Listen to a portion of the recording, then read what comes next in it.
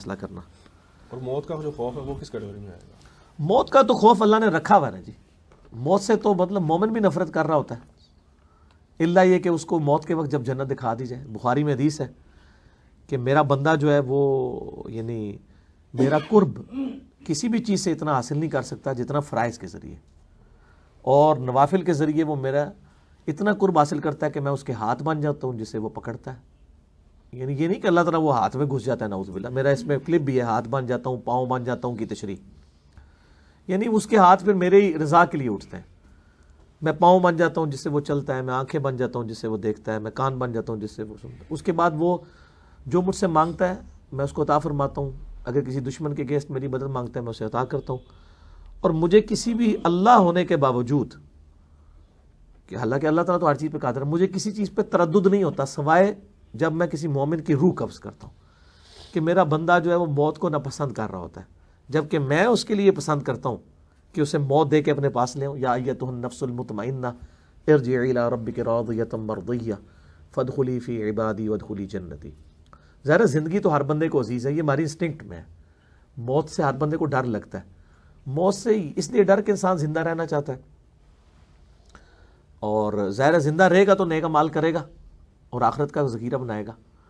تو بہرحال اس اعتبار سے اگر کوئی موت سے ڈرتا ہے کہ بھئی مجھے مرنا نہیں چاہیے، اور آخرت میں اگر اس کو اللہ سے انعام ملنے کی امید ہے تو پھر تو وہ ٹھیک ہے، وہ کرے گا. قرآن پاک میں بھی آیا کہ اللہ تعالیٰ نے فرمایا جو ریاکاری کے لیے معاملات کرتے ہیں تو اللہ تعالیٰ فرماتا ہے وہ اپنی نیکیاں اس طریقے سے ضائع کر دیتے ہیں جیسے اگر تم میں سے کوئی بندہ ہو اور اس کے چھوٹے چھوٹے بچے ہوں. قرآن میں اللہ نے اس کی مثال بیان کی ہے، اور اسے اندیشہ ہو کہ میری موت کا وقت قریب آ گیا، میرے بچوں کا میرے بعد کیا بنے گا.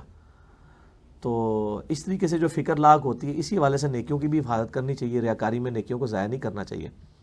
تو ظاہر اللہ نے اپنی یعنی انسان کی انسٹنکٹ میں یہ باتیں ڈالی ہیں کہ انسان یعنی اس طرح کی چیزوں کے بارے میں کانشیس رہتا ہے. باقی موت کی بندے کو اس حوالے سے آرزو ہونا کہ جنت ملے گی وہ تو ہونی چاہیے. وہ تو قرآن میں یہودیوں کو کہا گیا کہ اگر تم واقعی اللہ کے چاہیتے ہو تو موت کی تمنا کرو. تو صحابہ کرام تو کرتے تھے.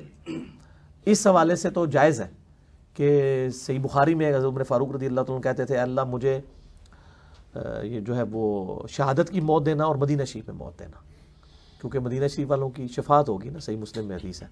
تو دعا مانگا کرتے تھے. اور بعض اوقات کسی شخص کے لیے زندگی دنیا میں مشکل ہو جاتی ہے، وہ بھی یہ دعا کر سکتا ہے کہ اللہ اگر میری زندگی میں کوئی خیر باقی نہیں ہے تو مجھے اس سے پہلے پہلے موت دے دے. وہ جو موت کی تمنا سے منع کیا گیا وہ بغیر وجہ کے یعنی کوئی اگر کرتا ہے کہ اللہ منو مار دے میں مر جاواں، بعض لوگ کہتے ہیں نا، تو وہ چیز وہ تو زندگی کی پھر وہ ہے. لیکن اگر کسی کے لیے زندگی اجیرن ہو گئی ہے، تکلیف برداشت کرنا مشکل ہوا ہے، تو وہ اس طرح کے الفاظ اگر کہتا ہے کہ اللہ میرے لیے آسانی کر دے تو جائز ہے، کوئی مسئلہ نہیں ہے. امام بخاری نے خود دعا کی تھی جب ان کے لیے مشکل وقت ہو گیا تھا. اس زمانے میں تو امام بخاری کے اتنے حاسدین تھے کہ جس شہر میں جاتے تھے وہ پہلے کہتے تھے ادھر آنے کی ضرورت نہیں ہے. لیکن آج ان لوگوں کو کوئی نہیں جانتا، ان کے مخالفین علماء کو، ان بزرگوں کو کوئی نہیں جانتا. بخاری ہر طرف ہو رہی ہے. اچھا میں آپ کو بتاؤں جتنے لوگ بڑے دنیا میں اس طرح کے گزرے ہیں نا اپنے زمانے میں مردود ہی رہے ہیں. وہ بعد کے لوگوں کو ان کی قدر آئی ہے. بہت کم لوگ ہیں جنہوں نے وقت میں ان کو پہچان لیا کہ یار یہ بندہ اس حوالے سے کام کر رہا ہے. جب نبیوں کے خلاف لوگ کھڑے ہوئے ہیں تو نبیوں سے تو اعلیٰ کوئی بھی نہیں. تو جو اہل حق کے لیے آواز حق کی بلند کرتے ہیں ان کے خلاف بھی لوگ کھڑے ہوں گے. نماز میں